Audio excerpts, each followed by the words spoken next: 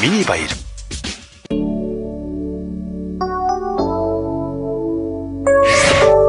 Бүсгүй шүүдтэй бэлгээ авсан уу? Мошуба бэлгийн карт. Барилга орон сууц 2009 үзэгсгэн. Мишель Экс бодов 3 дугаар сарын 12-ноос 16-ны өдрүүдэд болно. Хайртай бүсгүй, халамжит хань, энерэлт ээжтэй барих хамгийн төгс төгөлдөр бэлэг. Голомт банкны бэлгийн карт. Хүмүүрт хүссэн бэлгийг нь Голомт банк.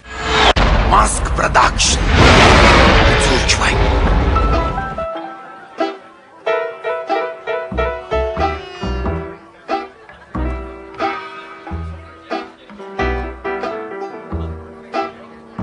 We're an oyster cracker on the stew, and the honey in the tea, where the sugar cubes one lump or two. Gonna bake Монгол төгрөг манд тугай Social Enabling хөтөлбөр соёлын төмөргөнд 2 дугаар сарын 28-наас эхлэн өдөр бүр 19 цагаас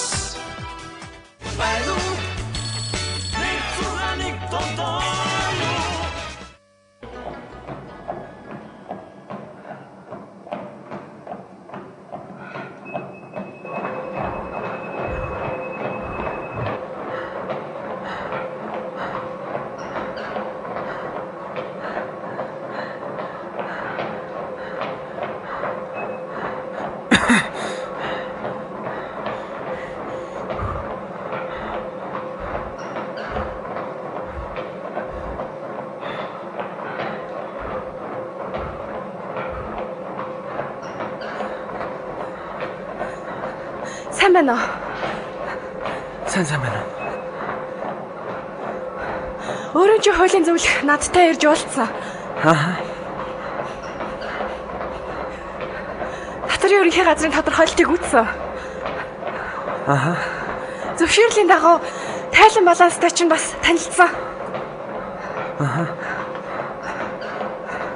Одоо нэг л юм тохирё. Ингээд очиг таач явсан уу бэ?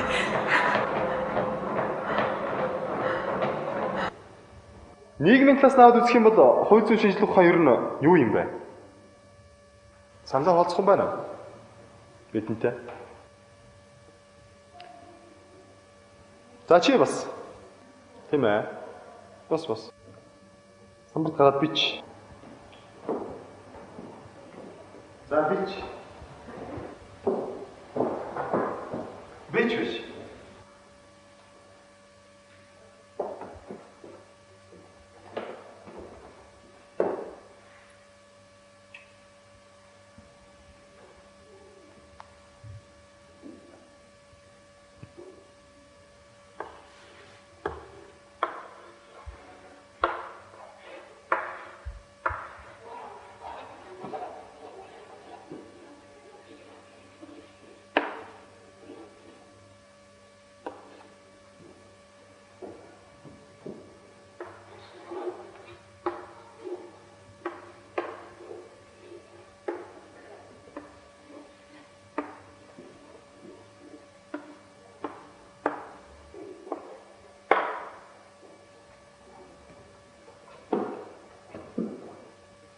Баярлалаа. Суусоо.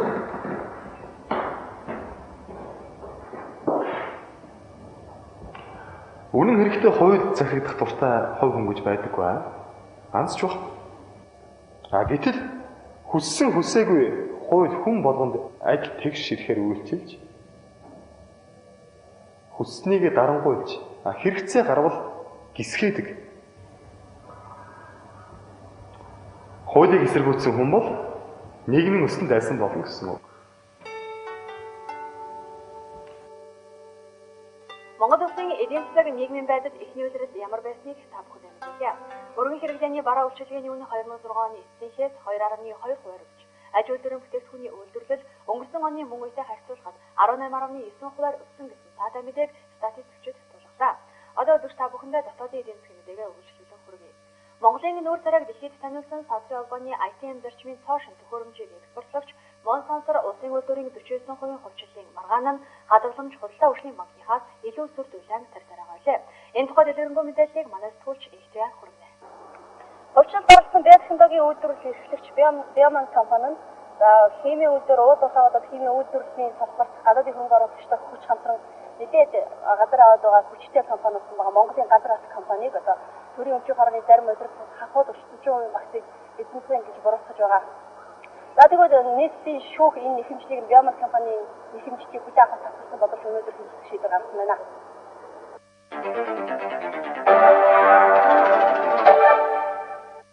Үүнтэй ямар ч эдрэгтэй гэмт хэргийг бодоод ер нь бусад бүх хэрэгүүдийг үйлчлүүлэгчдийн хантаад шийдвэрээр одоо алдартай болоод байгаа залуу мөнгөөлөгч анх маань Биоман компанийн хэдийг мөнгөөлөх болсон хэргийг шүүх урд авч хэлэх асуудал одоо хойшлуулсантай холбоотой гэж нэрээ хэлээгүй зарим их сурвалжууд мэдээлсэн байгаа. Үүнийг залуу мөнгөөлөгч анх маань өгөөсөж бүгд хуулийн дагуу явж байгаа гэж мэдгдсэн. За яг одоогийн байдлаар ямар ч нотлох баримтгүй хэрэг нэг талаас нөгөөтэйгээ тэгээд хахууд авсан гэж нөгөөс нь бол нийт зүгээс хэрэгэл гэж шүүхэд хамтны их хэмжээний мөнгө хэмжнэ гэж одоо хэвлэл мэдээллийн хэрэгслүүдээр хоёр талаас маргаан дэгдээгээд байгаа. Тэгвэл энэ асуудлыг тийш шийдэгдэх боломжтой. Шүүхөр 5 хоногийн дараа энд хэрэгжүүлнэ.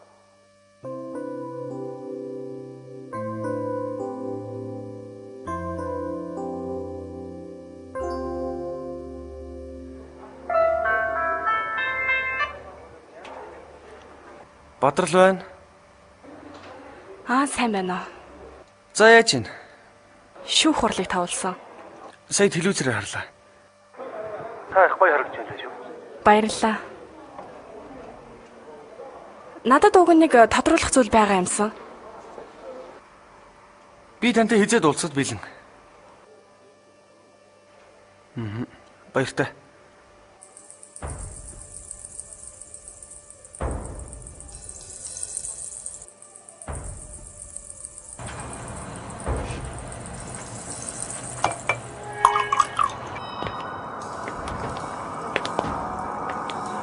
Яагаад Бимба гэдэг хүн энэ бүхнийг гэрчлэх болсон юм бэ?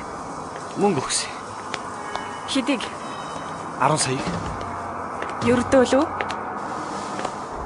Гэхдээ хөгшөнтэй намд гадаад явуулсан л да. Тэгэхээр Бимбагаа шүүх хурал дээр үг хэлэхээс татгалзахгүй биз? Үгүй. Бид нар энэ талаар тохиролцоогүй. Тэгээд ганц хуудас таасны төлөө 10 саяг өгсөн хэрэг үү? Тэрнтэй манай нэг хүний ярилцж байгаа. Бичлэг байгаа юм л да. Одоо намайг бас бичиж байна уу? Ганц хуудасаас ярианы бичлэгийн аль амьд гэрчиг орлохгүй шүү дээ. Тэгээд яг уу? Тэгэхээр гэрчиг авчирч шүүх хурал бэлдэг. Үг хэлүүлнэ гэсэн үг шүү дээ. Хэлэхгүй л их байгаа да. Тэгвэл яах гэж мөнгө өгсөн юм бэ? Уушлаарай. Энэ миний хэрэг. Үгүй ээ. Энэ бол одоо бас миний хэрэг.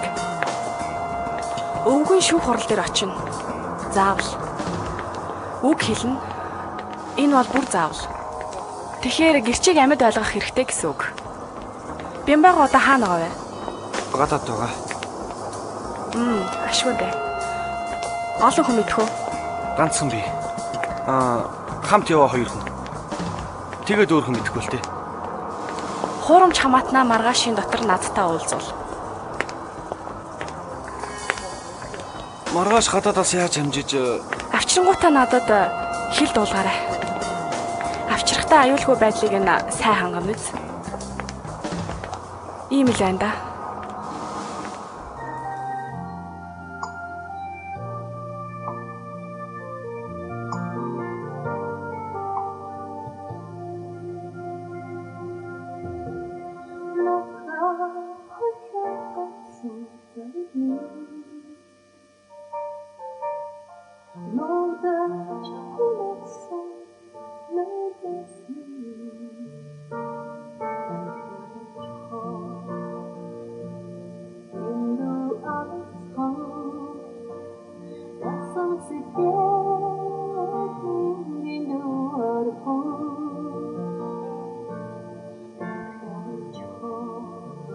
Стоп.